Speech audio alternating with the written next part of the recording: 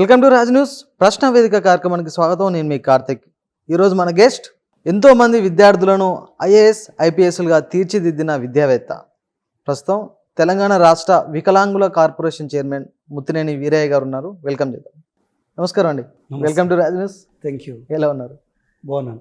Right. మా మొదటి ప్రశ్న, మీరు ఎంతోమంది విద్యార్థులను ఐఏఎస్గా ఐపీఎస్లుగా మరికొంతమందిని వేరే వేరే రంగాల్లో వేరే వేరే ఉద్యోగాలుగా తీర్చిదిద్దిన రోజులు ఉన్నాయి. ఒక ఇన్స్టిట్యూట్ ఏర్పాటు చేయాలి, ఒక కోచింగ్ సెంటర్ ఏర్పాటు చేయాలనే గొప్ప ఆలోచన మీకు ఎందుకు వచ్చిందంటే ఏం చెప్తారు?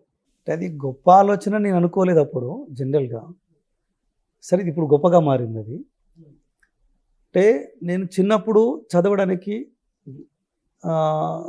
స్కూల్కి పోవడానికి చాలా కష్టపడ్డాను.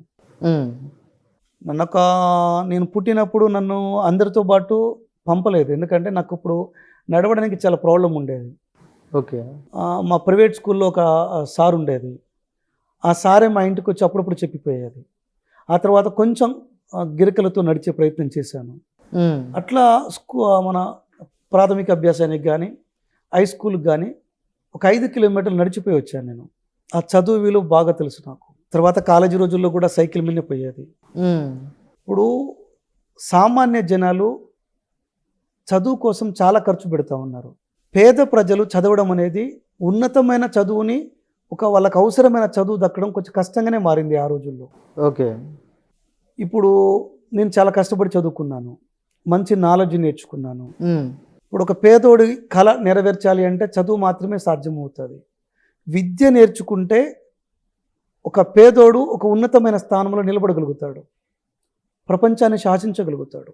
ఓకే. మరి అలాంటి పేదలకి నాకున్న నాలెడ్జ్ని, ఆ సరస్వతీదేవి నాకు ఇచ్చినటువంటి జ్ఞానాన్ని పంచాలనేది నా ఆలోచన.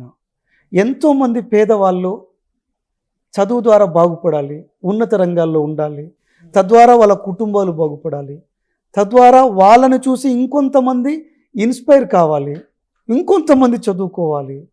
చదువు మాత్రమే తన జీవితాన్ని మార్చగలిగిద్ది అనేది చాలామందికి అర్థం కావాలి. సో మనము వాళ్ళకి ఒక దిక్సూచిగా వాళ్ళకు ఉపయోగపడాలి, ఎంతో కొంత ఉపయోగపడాలనేది నా ఆలోచన. దాంట్లో భాగంగా ఇంకోటి ఏంటంటే, వాళ్ళు వేలకు వేలు హెచ్చించి లక్షల రూపాయలు పోసి కోచింగ్ సెంటర్లకు పోయేటోళ్ళు.